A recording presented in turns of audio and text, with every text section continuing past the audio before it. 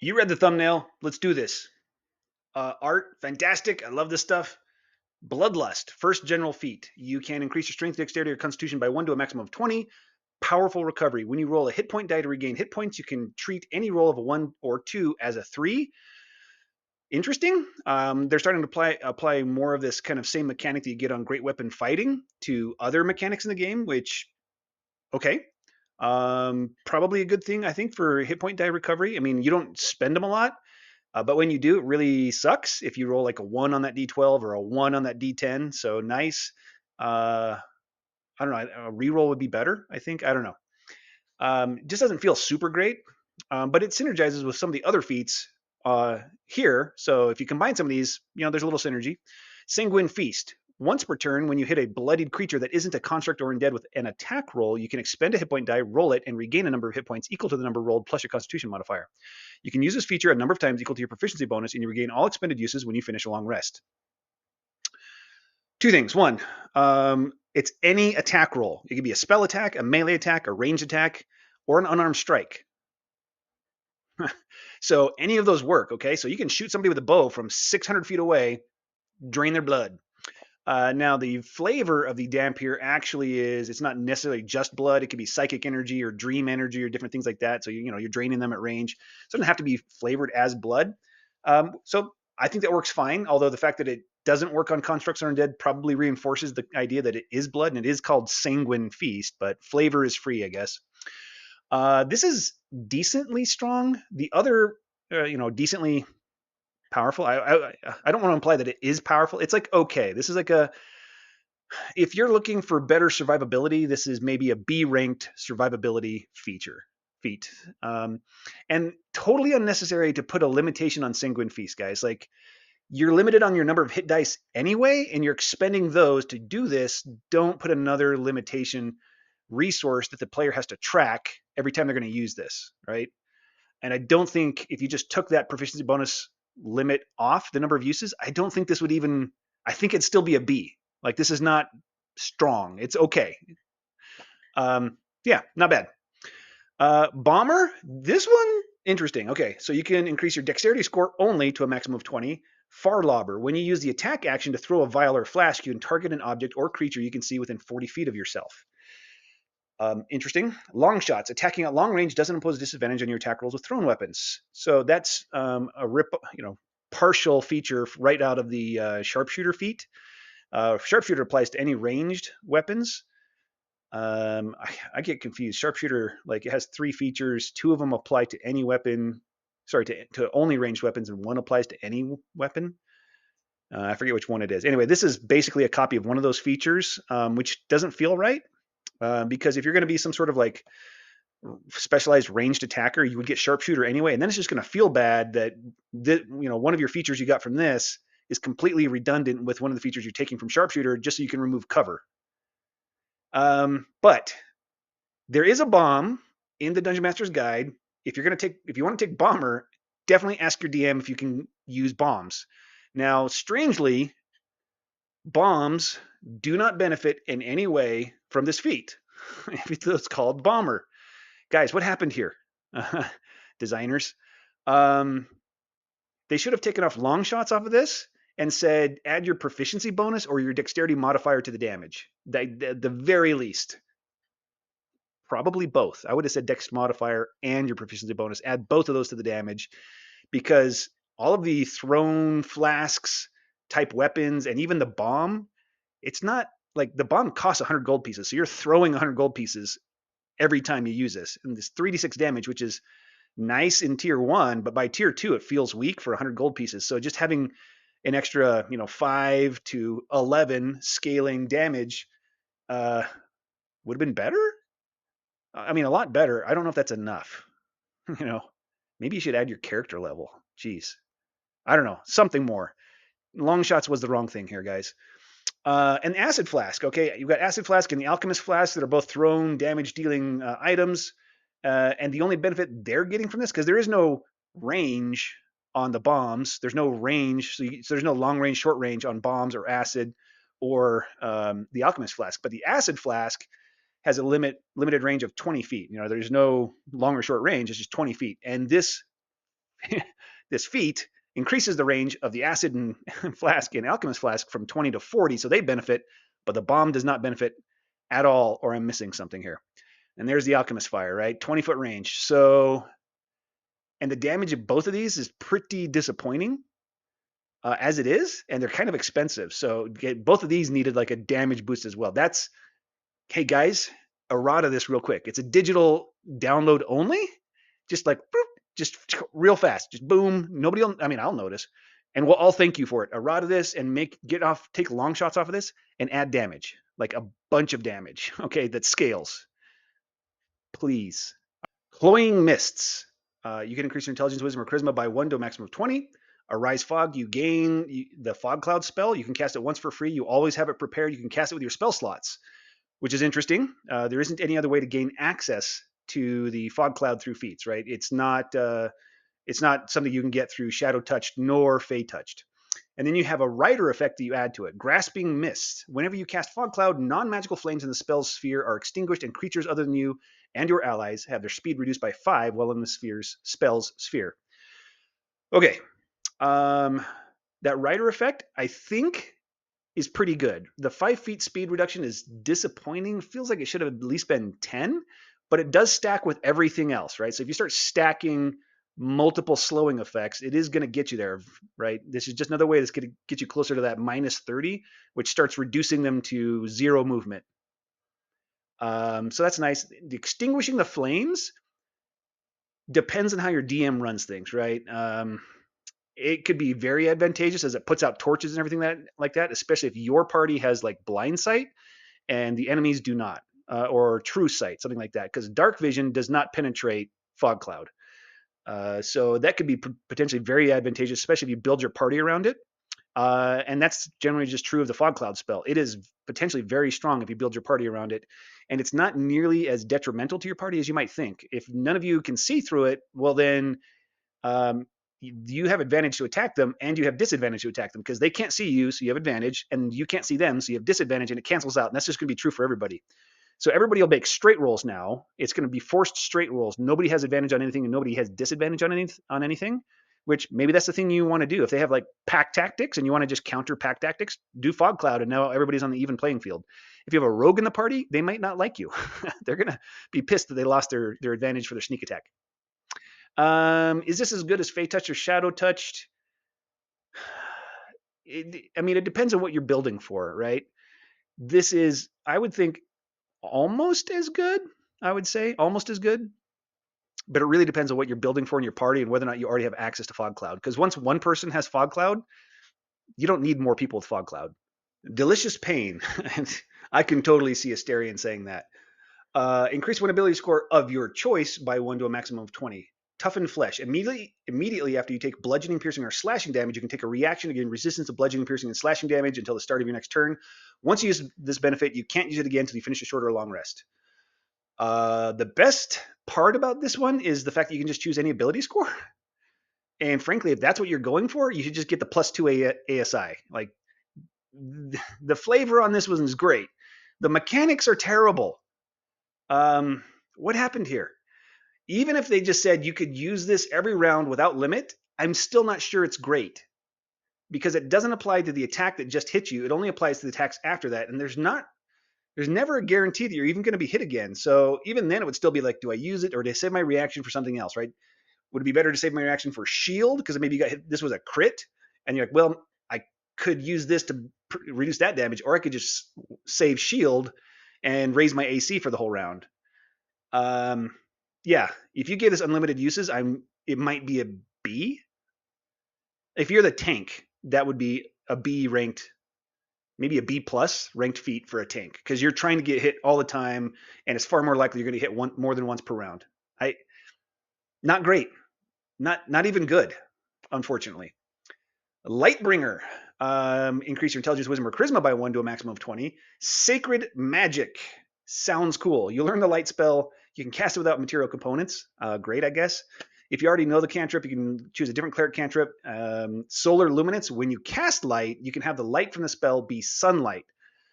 Once you use this benefit, you can't use it again until you finish a long rest. Suddenly, this is very interesting, right? And this is going to be one of those things where against the right monsters, this is going to be ridiculously powerful. Like against a vampire, right? Your light cantrip is now destroying the vampire once per long rest.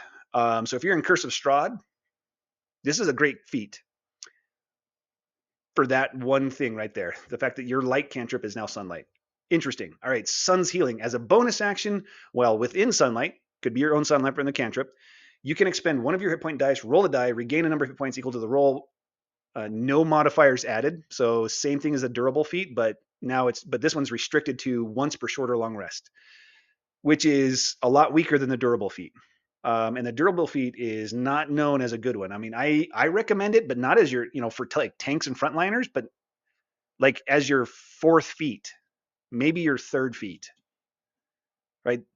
Durable is not a high ranked one, not even by me. And I think I like it more than most people. Solar Luminance is the best part of this, and that's going to be one of those things where if you're in the right, facing the right monsters, this is going to feel great. Like you picked an awesome feat that made a huge impact. And in a campaign where you never face like a vampire or one of those, 23 monster stat blocks that are affected by sunlight or light at all, I guess. I mean, there's like 18 to 20 that are affected by sunlight, and then there's like a handful more that are affected by any kind of bright light. Which anybody with a light spell can stop those. So there's like 18 monsters that are affected by bright sunlight, or by sunlight. And the rest of the time, you're gonna feel like this was a waste. So great idea, guys. Missed the mark. Love bites. Holy crap. I read when I first read this one, I was like, I don't care what it says, I don't care what the mechanics are. My next build video is going to be with this feat. I just love bites. Such an awesome name. All right. Okay, these guys with their naming, their flavor naming of things and their flavor text, they are on fire. And their mechanics are a dumpster fire, right? Your mechanics are just all over the place, but your flavor is excellent. What's going on here, guys? Okay, you can choose one ability score to raise by 1 to a maximum of 20. Great. Endearing Pain. Immediately after damage a creature with a melee weapon or an unarmed strike, you can take a bonus action to give the target the charmed condition until the start of your next turn, or until you or your allies damage it. Once you use this benefit, you can't use it again until you finish a short or long rest. All right, let's break this one down. Okay, first of all, thematic. Okay, nice thematics, cool. It's no additional. I guess it is additional action economy. You have to hit them with a melee weapon or an unarmed strike, which that's what vampires do. They hit somebody, and grapple them, and then they can bite them. If you have them willing, which they would be if you charm them, then they can like bite them as well. So that would be the way to that's how you would build this, or one way to build this. Put this on a grappler so that you hit them with an unarmed strike who has the grappler feat. You automatically grapple them once you hit, and then you use your bonus action to charm them. They can't attack you while charmed by you, and they can't get away from you while grappled by you. There you go. And double down with the Zentarum Tactics. Is that the one? No, Street Justice. Street Justice from the Heroes of Faerun book, which improves your abilities with like rope and manacles and chains, right?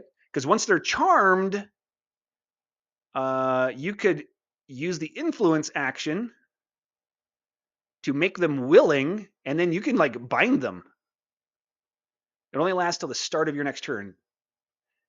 So you wouldn't be able to use the influence action. You don't have enough action economy, but maybe your DM will rule that they'll just be, if you just charm them and then you get like, what I allow is 6 free words, and that's, there is in the rules, they recommend a few words for free. You don't have to take a full influence action to just say a few words, although they don't give a specific limit on it. I do 6 words just to make it easy. So maybe you could say, charm them, hey, let me tie you up. And then have an ally put manacles or chains or rope on them. That could be interesting. That could work. Anyway, once per short or long rest. I don't know. Guys, you could have taken this limit off and just said they can always do this. It just takes your bonus action every round, and this would still be B. a B tier, right? Because you can't attack them while charmed. I mean, if you do, it ends. So all it does is mean they can't attack you or do anything to target you. And you're spending your bonus action, and you have to be within like 5 feet, right? Melee weapon, reach if you got 10 feet if you got a reach weapon, or an unarmed strike. So it would have been a B plus if it just had no limit. And with that limit, it's like probably not even a C. It's probably a D tier feat. Yeah. Bummer. Putrefy. Ability score, increase one ability score by 1 to a maximum of 20. Necrosis. When you make a damage roll that deals necrotic damage, you can cause one creature taking that damage to have the poison condition, no save, until the start of your next turn. Once you use this benefit, you can't use it again until you finish a short or long rest. Started off pretty good. The best part of this, once again, is just the fact that you can choose any ability score. So they've created a bunch of those. This one's at least so far better than the other ones they've given you that allow just choose any ability score. Because the poison condition is decent. It imposes disadvantage on attack rolls and ability checks, and there's no save, so that's good. You do have to hit them, but you wouldn't waste the use of this because you've already hit them, right? It's when you hit them that you expend this. Now that limit is too severe. Once again, once per short or long rest for a 1-round effect, guys, it's the start of your next turn, so it's not even the end of your next turn. I don't know if that would matter very much. I mean, if you provoke an opportunity attack, it would matter.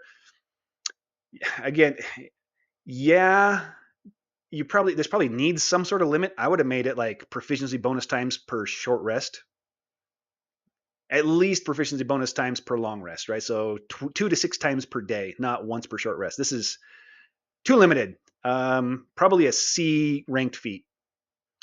Rebuke. Increase one ability score of your choice by 1 to a maximum of 20. There's a theme here going. Radiant Strike. When you make a damage roll that deals radiant damage, you can cause one huge or smaller creature taking the damage to have the prone condition. Once you use this benefit, you can't use it again until you finish a short or long rest. We're going downhill. The prone condition is a minor condition.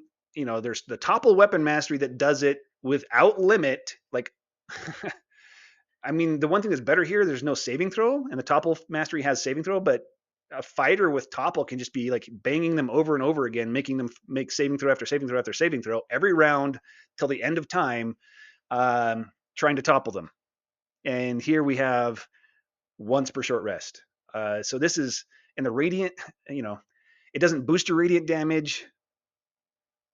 This is weak. I would say D tier. Yeah, D tier feat. Sounds cool. I like the thematics and flavor, this idea of rebuke, and you're like some sort of like priest rebuking undead or paladin. And this is super weak. Guys, errata this. You need to errata a bunch of these. Call me.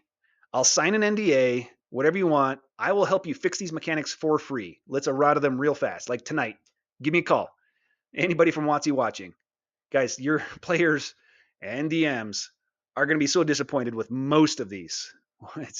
What's going on? Okay. Treacherous Allure. Increase your intelligence, wisdom, or charisma by 1 to a maximum of 20. Okay. Enchanting Presence. You always have the Charm Person spell prepared. You can cast it with once without a spell slot per long rest. You can cast it with any spell slot you have that's appropriate. All those same stuff. The Charm Person spell, not a strong spell. I like it. I think it has a lot more use than I think most players think, but players never take it, never use it. I've never, ever seen a player cast Charm Person. Not once. 10,000, I don't know, got to be approaching 11,000 hours DMing 5th edition now. Not once have I seen a player use it. I wish they did more. They just nerfed the they crippled the Charm Person spell, right? If you use it in combat, they have advantage on the saving throw. If you hit them, it breaks, or they at least get a resave with advantage. I can't remember all the details. Like, it's just so easy. It's hard to stick. It's so easy to fail. And so you're, sure, you want us to use it out of combat. Great. But it has all the spell components, so they're going to see you casting it. So you can't even like cast it in a social encounter, or you might cause combat. Like, maybe take off all the spell components. I don't know, right? Give us a way to like subtle cast it, like so that more people. I don't know. Charm Person, not a great spell with the mechanics the way they've created it. Great flavor though. I love the idea of it. Inevitable Betrayal. You have advantage on attack rolls against creatures with a charmed condition. Now, this is interesting. In fact, that piece might actually synergize better with Love Bites, right? Because you can just cause the charmed condition without even having to cast the spell, and then you get advantage on your next attack roll just because they're charmed. Okay, so oozing with flavor, right? I love Inevitable Betrayal. Very cool idea. The first part, Charmed Person, is terrible. I was hoping they would put like modifications on the Charmed Person spell right here, where it just said, okay, you cast it without spell components. The target can never have advantage on the save against it. Um, yeah, that would have done it. That would have made this like great. That would have made this maybe a high B ranked feat. I don't think that would put it into an A, but as it is, this is a C, like a C at best. And that's mostly because of Inevitable Betrayal. And really, the only ones, like, it's just rogues, guys. Like, getting advantage on one attack roll is not enough for anybody else. It's not impactful enough for any other class to take this feat. The only ones who are gonna who advantage matters to that much is rogues. And yeah, rogues backstab you, right? And in fact, their feature used to be called backstab, not sneak attack. So, but rogues have so many ways to get advantage. I don't think I would even recommend this for rogues. Yeah, like even for rogues, this is C. For anyone else, this is a D. But oozing with flavor, once again. All right, last but not least, Vampire Touched. Increase your intelligence, wisdom, or charisma by 1 to a maximum of 20. Vampire Magic. Choose one level, one spell from the enchantment or illusion school of magic. Cool. Okay. You always have that spell and the spider climb spell prepared. Interesting. You can cast each of these spells without expending a spell slot, but when you cast spider climb this way, you must target yourself, and you must finish a long rest before you can cast each spell in this way again. So once per long rest. You can also cast them with spell slots, and your spellcasting ability score is the one increased by this feat.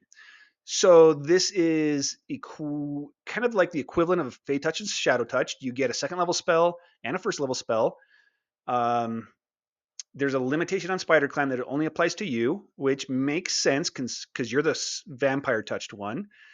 You get enchantment or illusion, which is interesting because Fey Touched gives you enchantment or divination, and Shadow Touch gives you illusion or necromancy. So you're getting one school from each. I suppose that's thematic for Vampire Touched, but it doesn't give you access to any spells you couldn't have gotten already through Fey Touched or Shadow Touched, which is unfortunate and I think a miss. Maybe you could have gone enchantment and transmutation just to like change things up. That would have made this a much more interesting feat just to have access to a different school for the first level spell.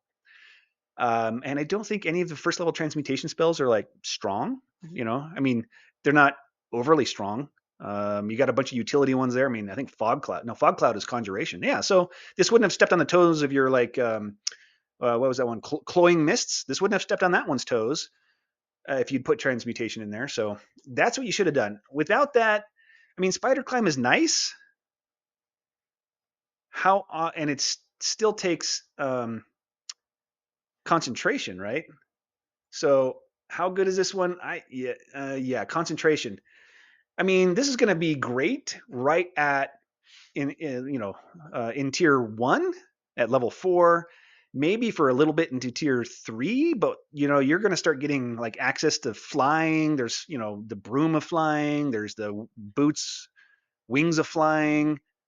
Um, I can't remember exactly what that one's called. So there's a lot of flying options. You're going to have allies who can cast fly, and you're just not going to use spider climb very much. It's not worth the action economy if you're in the middle of combat. Usually, I mean, you'd have to be pretty desperate. And the fact that first level spell, you can't access anything new. This is from the spellcasting feats, mental feats that you can get. This is, I don't know, maybe a B, at best a B. The problem is in tier 1, it's going to be like a B.